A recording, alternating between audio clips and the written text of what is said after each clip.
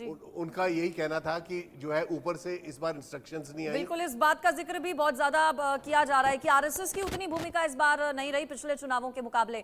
चांदनी जी, 400 पार की बात जब एनडीए करती है, 353 पिछली बार आई थी, 400 तक इस बार पहुंचेंगे कैसे? कई सीट ऐसी हैं जो कि स्ट्रॉन्ग होल्ड हैं, लेकिन कई स्विंग सीट्स होती हैं, और उन स्विंग सीट्स की अगर बात करें तो पिछली बार जो मार्जिन था जीत का वो उतना ज्यादा नहीं रहा था। देखिए, स्विंग सीट्स की अगर हम बात कर रहे हैं तो स्विंग सीट्स अदरवाइज भी हो सकती है। जैसे अभी आप बंगाल में देख लीजिए, बंगाल में कहीं ना कहीं आप एक होल्ड 2019 में ही बीजेपी ने बना लिया था 18 सीट जीत के, और मुझे लगता है इस बार भी जिस तरीके से बंगाल में ममता बनर्जी के अंदर जिस तरीके से एक्शंस हो रहे हैं, संदेश खाली की बात कर लीजिए या ईडी के ऑफिशियल्स को पिटवाने की बात कर लीजिए, जिस तरीके से एक प्रोटेस्ट हो रहा है उस गवर्नमेंट के खिलाफ, मुझे लगता है कि कहीं ना कहीं बीजेपी का इस बार 25 से 28 सीट बंगाल में आना मुझे दिखता हुआ ये दिख रहा है कि ये हो सकता है।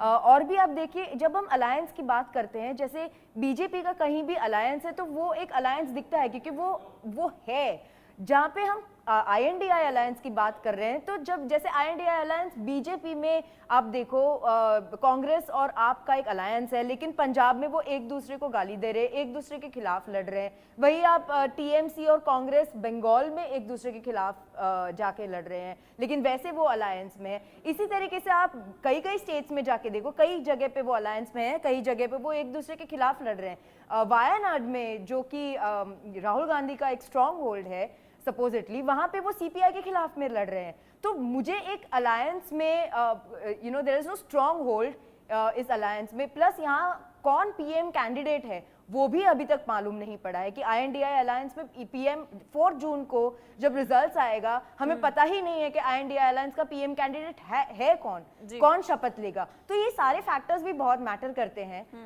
जब अगर मैं एज अ वोटर वोट करने जा रही हूँ, तो मुझे पता होना चाहिए कि अगर मैं वोट कर रही हूँ तो ये देश चलाएगा कौन। ठीक है, तो जब हम इस साइड की बात करते हैं तो हमें पता है कि यहाँ पे नरेंद्र मोदी को PM बनेंगे, वही शपथ लेंगे, जबकि उस साइड हमें ये चीज पता ही नहीं है। वो तो 2004 में भी जो है नहीं पता था किसी को, लेकिन फिर भी जो देश है, हाँ, तो फिर भी देश ने वो एक प्रधानमंत्री देश को आया और फिर उसके बाद सक्सेसफुल गवर्नमेंट आई। ठीक है, यहाँ पर आप ऐड करना चाह रहे थे कुछ, आप मतलब इस नैरेटिव को कि फिर किस तरीके से देखा जाए कि पहले ही नंबर एक बार जो है जो वो चीज़ें जो आ गई, ये चुनाव किस तरीके से लड़ा गया, चुनाव इंटरेस्टिंगली तरीके से लड़ा गया, लेकिन क्या उतना गैप है, क्या उतनी सीटें हैं, आप जब आप ये कहते हैं जिसे कवर कर पा रहे हैं? जो लोग, जैसे राहुल भी कह रहे हैं कि नहीं उन मुद्दों ने काम किया है, मतलब जो लोगों की जैसे रोजगार, ये संविधान की बात लेकर के जाते हैं, ये जाति की लेके जाते हैं, वो जाता है कि भैया अगर ये आ गया तो मेरा आरक्षण ही छिन जाएगा, तो वो जाके वोट दे रहा है, तो वो सीटें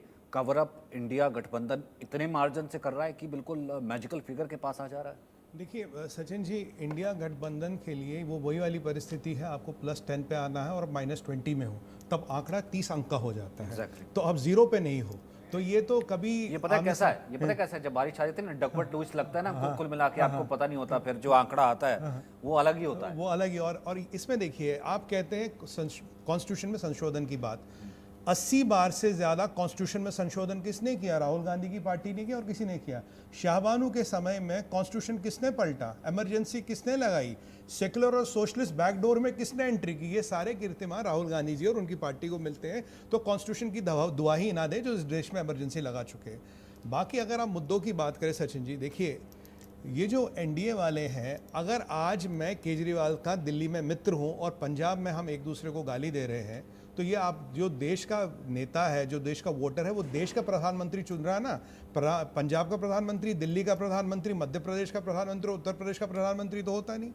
इनके यहाँ प्राइम मिनिस्ट्रियल कैंडिडेट इतने हैं। जब सनातन धर्म पे आघात हुआ, क्या इन्होंने कुछ बोला? प्राइम मिनिस्ट्रियल कैंडिडेट इतने, मोदी जी तो कह रहे थे हर साल में एक होगा, मैं कह रहा हूँ हर क्वार्टर में एक बना सकते। इतने कैंडिडेट वहाँ लाइन में। आप देखिए ममता बनर्जी, इनके किसी भी अधिवेशन में नहीं आती, एक अधिवेशन में इनके नहीं आती। क्या जब अरविंद केजरीवाल कन्हैया कुमार को सपोर्ट कर रहे थे, क्या राहुल गांधी ने किसी आप आदमी के कैंडिडेट को सपोर्ट किया? मल्लिकार्जुन खड़गे जी ने किया? प्रियंका गांधी ने किया? नहीं किया।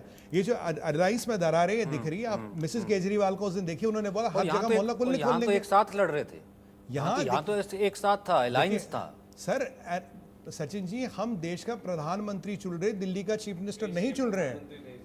तो ये दिल्ली का चीफ मिनिस्टर सांसद चुन रहे हैं और सांसद प्रधानमंत्री चुन रहे हैं। नहीं, ये आपकी आप गलत शायद- भ्रांति, आप ये शायद ये अमेरिका आपकी में ये आपकी रहते गलत होंगे। भ्रांति। ये आप राहुल अमेरिका में ये रहते ये होंगे, राहुल मैं ये हिंदुस्तान राहुल में गांधी भारत का में रहता हूं। एस्केप वेलोसिटी ऑफ भारत का जुपिटर होगा। संविधान, सचिन भाई अरे भाई रहने दो, साहब, देश भारत के का सांसद नहीं। संविधान अगर अगर आपको अगर सांसद हिम्मत है तो चुनने का नंबर मौका बताओ। देता है। नहीं, और ऐसे नहीं सांसद होता। अगर चुनते हैं आप में दम है, बताओ प्रधानमंत्री कौन है। प्रधानमंत्री हर पक्ष क्वार्टर में एक बैठता है, प्रधानमंत्री उसके बनाओगे पक्ष में क्या? दूसरी हर जनता हफ्ते एक बैठती है। प्रधानमंत्री बनाओगे क्या? देश के देखिए, सांसद जोर चुनते से हैं। चीखने से अरे आपकी एक बार बात बताओ सत्य भैया, नहीं हो जाएगी। अगर अगर औकात आप होती मानते